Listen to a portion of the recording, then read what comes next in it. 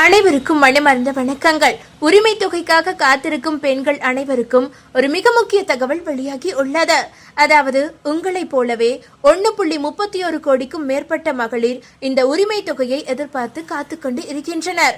தமிழகத்தில் குடும்ப தலைவிகளுக்கு ரூபாய் 1000 வழங்கும் கலைஞர் மகளிர் உரிமை தொகை திட்டமானது கடந்த 2023 ஆண்டு செப்டம்பர் மாதம் 15ஆம் தேதி திமுக அரசால் தொடங்கப்பட்டது. இந்த திட்டத்தின் மூலம் 1.31 கோடிக்கும் அதிகமான மகளிர் பயன்பெற்று வருகின்றனர்.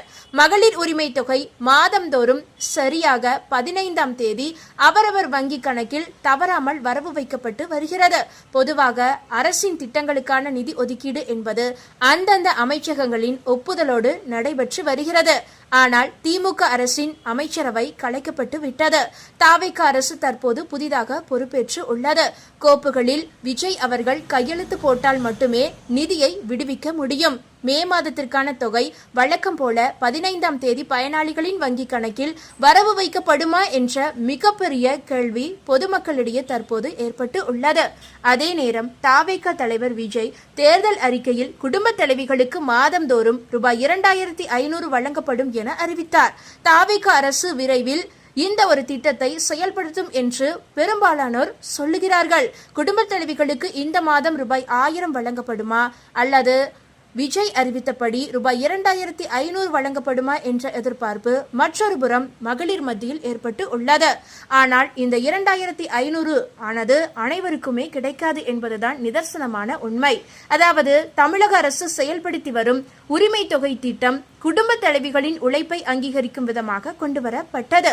இதற்கு போட்டியாக தான் விஜய் தனது தேர்தல் பிரச்சாரத்தில் மாதம் 2500 ரூபாய் பெண்களுக்கு அறிவித்து உள்ளார். இது தற்போதைய தொகையை விட 2 மடங்கு அதிகம். விஜய் அறிவித்துள்ள திட்டத்தில் உள்ள மிக முக்கியமான நிபந்தனை வயது வரம்புதான். 60 வயதுக்குட்பட்ட பெண்களுக்கு மட்டுமே இந்த 2500 ரூபாய் வழங்கப்படும் என தமிழக முதலமைச்சர் விஜய் அவர்கள் குறிப்பிட்டு உள்ளார். தமிழகத்தில் தற்போது வரை செயல்பாட்டில் உள்ள உரிமை தொகை திட்டத்தின் கீழ் 21 வயதை பூர்த்தி அடைந்த அனைவருமே விண்ணப்பிக்கலாம். இதில் அதிகபட்ச வயது வரம்பு என்று எதுவுமே கிடையாது. ஆனால் இந்த உரிமை தொகை திட்டத்தை பெறுவதற்கு முதியோர் உதவித்தொகை பெறாத பெண்களாக இருக்க வேண்டும். அதாவது 60 வயதை கடந்த ஆனால் முதியோர் உதவித்தொகை பெறாத பல முதிய பெண்களும் 1000 ரூபாய் பெற்று பயனடைந்து வருகின்றனர். அதாவது கலைஞர் மகளிர் உரிமை தொகை திட்டம் ஆரம்பத்தில் சில நிபந்தனைகளுடன் தொடங்கப்பட்டாலும் தற்போது தகுதியுள்ள அரிசி ரேஷன் கார்டு வைத்திருக்கும் பெரும்பாலான குடும்பங்களுக்கு சென்று சேருகிறது. ஆனால் விஜயின் திட்டத்தில் வயது வரம்பு இருப்பதால் மூத்த குடிமக்களாக இருக்கும் லட்சக்கணக்கான பெண்கள் இந்த திட்டத்தில் இருந்து தானாகவே விலக்கப்படுவார்கள். அதாவது 2500 ரூபாய் திட்டம் ஒருவேளை கொண்டு வரப்பட்டால் அந்த திட்டத்தில் 60 வயது இருக்கக்கூடிய பெண்கள் இருக்க மாட்டார்கள். அவர்கள் தானாகவே விலக்கி வைக்கப்படுவார்கள்.